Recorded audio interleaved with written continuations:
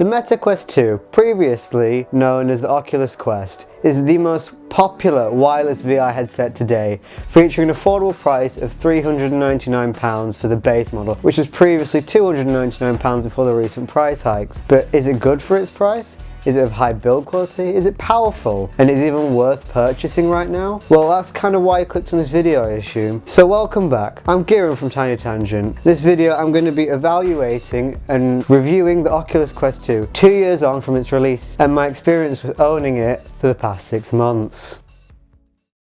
To start, what's the primary reason someone would want to buy a VR headset? Is it for the immersive experiences that you just can't get on a computer or console? Is it for consuming media in a cinema-like environments for maximum entertainment? Or is it for a multiplayer social experience? To answer all these questions, it depends on what the user wants. Lucky for them, the Quest 2 delivers all these in spades. It has a multitude of uses that can fit into every buyer's needs. Due to a lack of a cable that is required for most PC VR headsets on the market, the untethered experience leads to a great immersion within VR games, whether it's a shooter, a single player experience, or just watching a movie. However, a good question to ask, will the novelty of owning a virtual reality headset wear off after so many months of use? In my escapades with the headset after 6 months, I do have to point out that I do think the novelty has worn out a bit, as I do not use the headset as much as I did when I first got it. Nevertheless, I still use it 2 to 3 times a week, as it just seems to offer a much more immersive experience like no other. It has been fun and alternate route to gaming, and enables me to raise my heart rate whilst playing some ridiculously fun games.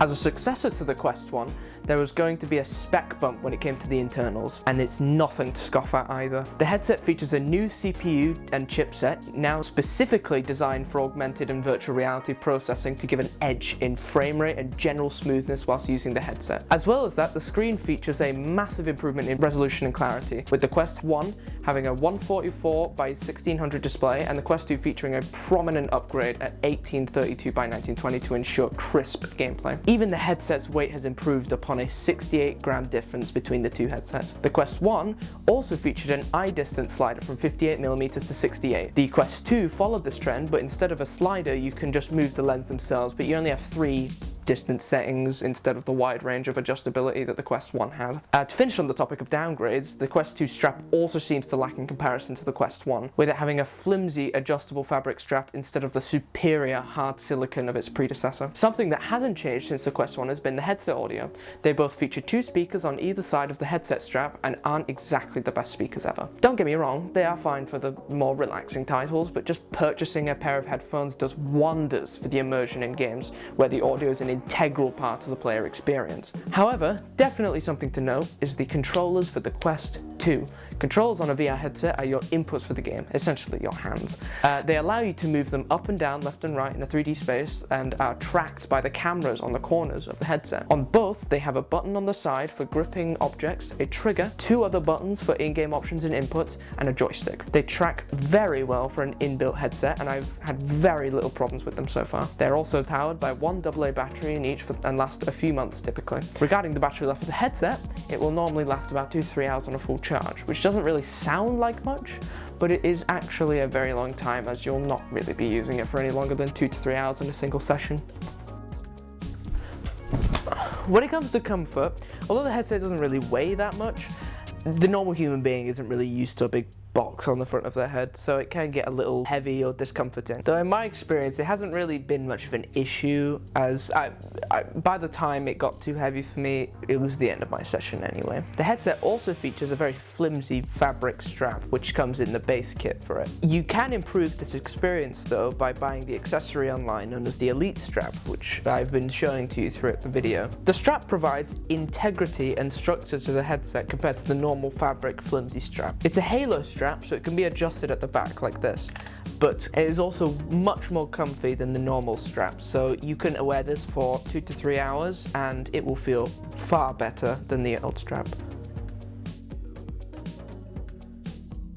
When setting up the headset, I fortunately found it was a very pleasant experience, which only took me about 10 to 15 minutes to fully complete. An important factor to this setup was the Guardian Boundary. The Guardian Boundary is basically a reminder of where you are in your room. It shows up and lights up red as a wall to show you how close you are to different objects, so you don't smash something or end up breaking your controllers by punching a wall. After the setup, you are met with the Oculus home screen. It places you in an area that's supposed to bring a warm, home-like feel, and it's fully customizable into different types of rooms. Like, they have a space station, a cyberpunk-esque room, and even one based in Japan. In this area you can navigate to your games, the store, and other applications you have downloaded. To purchase these games, you can enter the Oculus Quest store. Here you can browse just like any other console or device, whether it be fitness or a multitude of other things. Titles such as Beat Saber, Superhot, and Vader Immortal are among the most popular VR games. If you want to record these experiences, you can record on the device with the built-in software, which records one of the eyes of the headset. Though keep in mind it is a square form factor, but it's still fun to show your family and friends recordings of your games. Due to the Quest 2 being loaded with Android, you can actually sideload applications onto the headset with third-party apps such as SideQuest. Overall, I think the Meta Quest 2 is a fundamentally great product. It's one of the cheapest headsets on the market and features a range of games that can be run at a high resolution and varying adjustable comfort with a high quality polish and overall amazing design. I would definitely recommend purchasing the product in 2022.